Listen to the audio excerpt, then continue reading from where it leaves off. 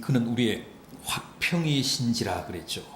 14절 상반절 그는 우리의 화평이신지라. 여기 화평이라는 말은 평화라는 말입니다. 그는 우리의 화평이신지라. 주님이 우리의 화평, 우리의 평화시라고 합니다. 왜요? 중간에 막힌 담을 허사, 우리로 하여금 둘을 하나가 되게 하셨기 때문이라고 합니다. 주님이 자신의 몸으로 원수된 것 곧 중간에 막힌 담을 허사 둘을 하나로 만드셨기 때문에 주님이야말로 우리의 평화, 우리의 화평이시라고 합니다. 14절 이하 이어지는 말씀이, 이어지는 본문이 다 그렇습니다. 주님이 중간에 막힌 담을 허시고 화목하게 하셨다. 둘을 하나가 되게 하셨다. 그래서 주님은 우리의 평화시다. 그런 논리입니다. 구약 성경을 기록한 히브리 말로는 화평, 평화가 샬롬입니다. 또 신약 성경을 기록한 헬란 말로는 이 평화를 에이레네라고 합니다. 이 샬롬이나 에이레네, 평화라고 하는 말은, 성경이 말씀하는 화평이라는 말은 무슨 관념적이거나 사변적이거나 추상적인 개념이 아니고 이렇게 구체적이고 또 실제적인 개념입니다. 아주 역동적인 개념입니다. 중간에 막힌 담을 허는 아주 실천적인 개념입니다. 그런데 또 하나 중요한 것은 성경이 말씀하는 평화라는 개념이 철저하게 관계적이라는 거예요. 관계적 개념이라는 겁니다. 평화에는 반드시 대상이 있다는 겁니다. 이 한반도의 평화를 위해서는 남과 북이 서로 막힌 담을 헐어야 되잖아요. 남과 북이라는 대상이 있습니다. 남과 북 사이에 휴전선을, 막힌 담을 헐어야 이 땅에 평화가 구현이 됩니다.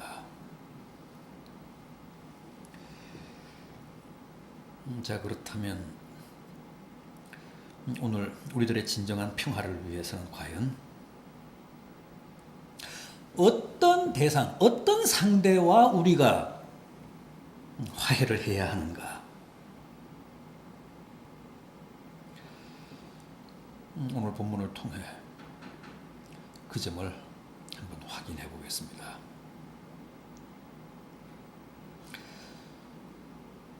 먼저 우리가 화평하기 위해서는, 평화 가운데서 살기 위해서는 반드시 하나님과 화해해야 합니다. 우리의 평화에는 하나님이라는 대상이 있습니다. 하나님과 우리 사이에 막힌 담을 헐어야 우리가 희구하는, 우리가 갈망하는 평화가 실현이 됩니다. 이룩됩니다. 여러분, 하나님과의 평화는 내가 추구하는, 내가 필요로 하는 모든 평화의 근본입니다. 기본입니다. 하나님과의 관계가 불편하고 하나님과 내가 불화하면 나의 모든 관계가 다 불편해집니다. 나의 모든 관계가 다 무너지고 망가집니다. 창세기 3장을 보면 하나님이 범죄한 아담을 부르시며 네가 어디에 있느냐 그러시는 대목이 나옵니다. 늘 하나님과 교통하며 하나님의 그 가시반경 안에 있던 아담이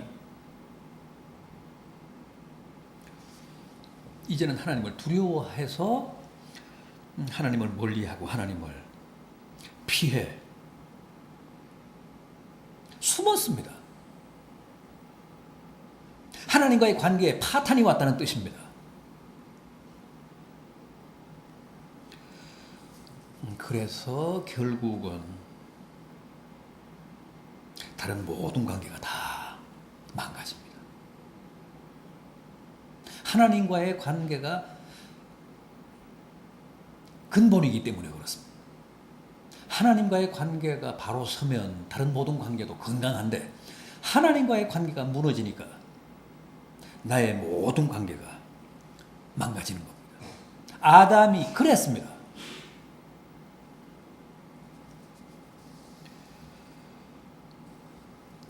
하나님과의 관계를 복원합시다. 하나님과의 관계를 가로막고 있는 중간에 담을 헙시다. 그래야 평화가 회복이 됩니다. 하나님과의 화평이 복원이 됩니다. 또 하나님과의 관계가 그렇게 건강해져야 나와 다른 관계도 다 새로워집니다.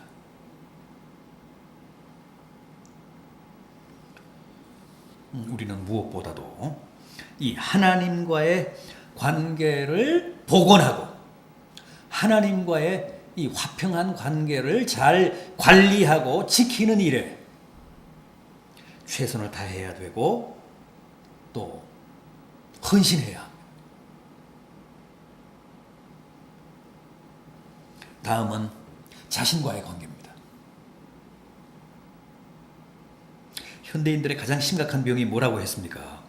분열증 아닙니까? 분열이 뭡니까? 자기 자신으로부터의 소외입니다.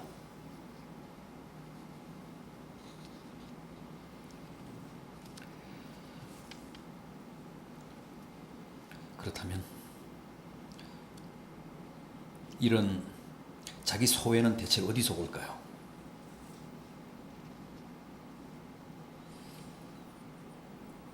자신에 대한 회의,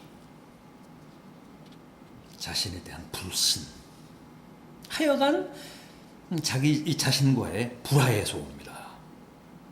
그래서 자학과 비관에 빠지고 늘 불만과 짜증과 초조함 속에서 회의 속에서 삽니다.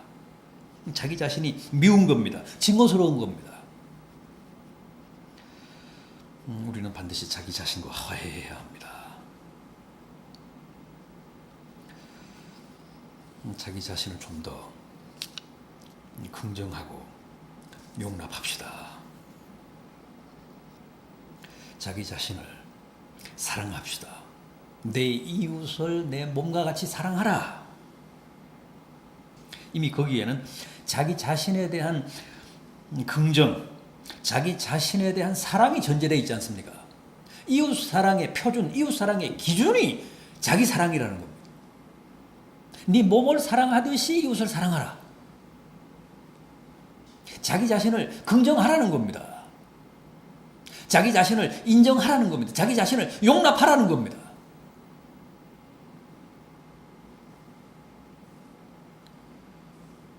자기 자신과 화해해야 합니다. 자기 자신을 용서하지 못하고 자기 자신을 사랑하지 못하는 사람은 남도 용서하지 못하고 남도 사랑하지 못합니다. 자기를 사랑하는 그 기준으로 남을 사랑하라고 말씀하신 것처럼 우리는 어떻게든 자기 자신을 수용해야 합니다. 가장 무서운 병이 자기 자신을 스스로 소외시키는 겁니다. 그게 분열증입니다. 그게 분열입니다. 자기 자신을 미워하는 겁니다. 그게 자학입니다.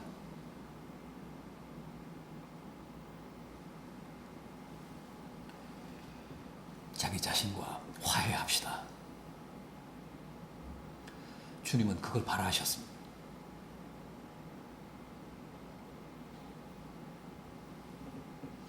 자기 자신과의 화해 없는 다른 것과의 화해는 없습니다. 자기 자신을 좀 더 용서하고 자기 자신을 좀 더 수용하고 자기 자신을 좀 더 사랑하는 거기에 성경이 말씀하는 화평이 있고 평화가 있습니다. 다음은 이웃입니다. 이웃과의 관계입니다. 이웃과의 화평입니다. 그런데 이 이웃과의 평화는 하나님과의 평화, 자신과의 화해 없이는 불가능합니다. 특히 우리 민족은 남북한이 한 형제인데도 여전히 가인과 아벨처럼 야곱과 에서처럼 서로 증오하며 지난 70년을 살아왔습니다. 이거 반드시 풀어야 되잖아요. 또 민족의 이런 화해에 우리 교회가 반드시 일정한 역할을 해야 합니다.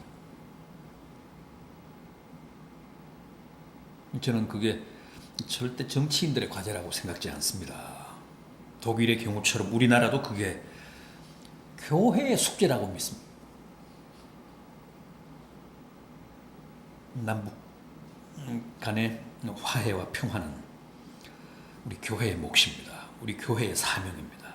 반드시 교회가 이루어야 합니다.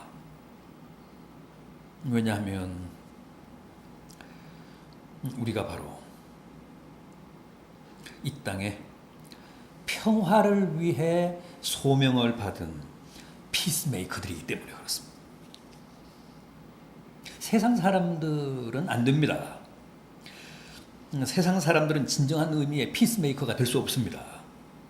노벨 평화상을 받았다고 해도 안 됩니다.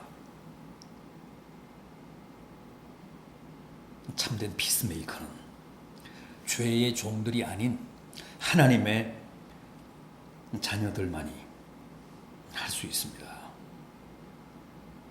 훗날 평화의 왕국에 갈 사람들만이 이 땅에서도 사심없는 평화에 헌신할 수 있습니다. 우리가 북한에 식량을 보낼 때, 또 뭐 물자를 보낼 때 태극기 달고 갑니까? 아니잖아요. 적십자기 달고 가잖아요. 얼마나 상징적입니까? 저는 그걸 볼 때마다 참 시사점이 크다고 생각을 합니다.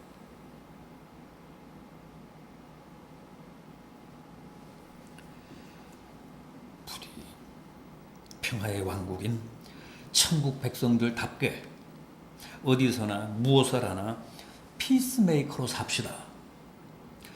트러블 메이커가 되지 맙시다. 주님이 우리의 평화시라고 했습니다. 그 주님을 믿고 그 주님을 내 중심에 모시고 사는 사람들답게 반드시 이 땅에 평화를 이룩하는 일에 우리가 일조합시다. 그래야 우리 분수에 맞습니다. 그래야 하나님 자녀들답습니다. 그래야 평화이신 주님의 분신들답습니다.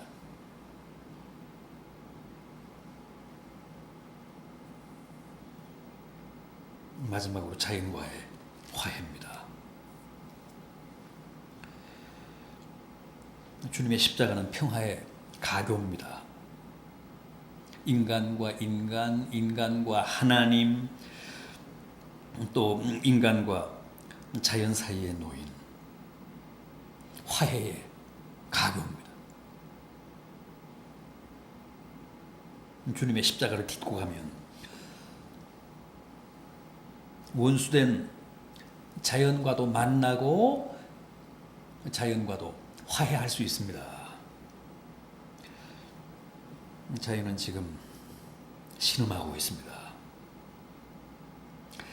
자연은 지금 우리 인간들의 천적입니다. 반드시 화해해야 합니다. 자연과 우리 사이에 막힌 담을 헐어야 합니다. 그 일에 우리가 헌신해야 합니다. 그 일에 우리가 희생해야 합니다. 자연과 우리는 영원한 이웃이잖아요. 영원한 반려잖아요. 영원히 함께 가야 할 공동 운명체입니다.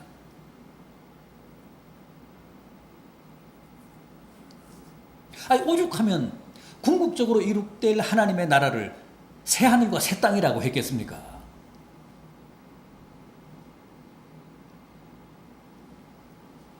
천국은 구원받은 우리 인간들만의 세계가 아닙니다. 회복된 자연과 더불어 구원받은 하나님의 자녀들이 살아가는 세상입니다.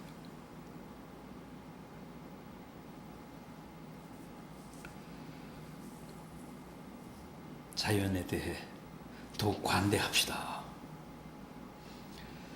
자연을 정복의 대상, 횡포의 대상으로 삼지 맙시다. 자연은 인간 삶의 영원한 요람입니다.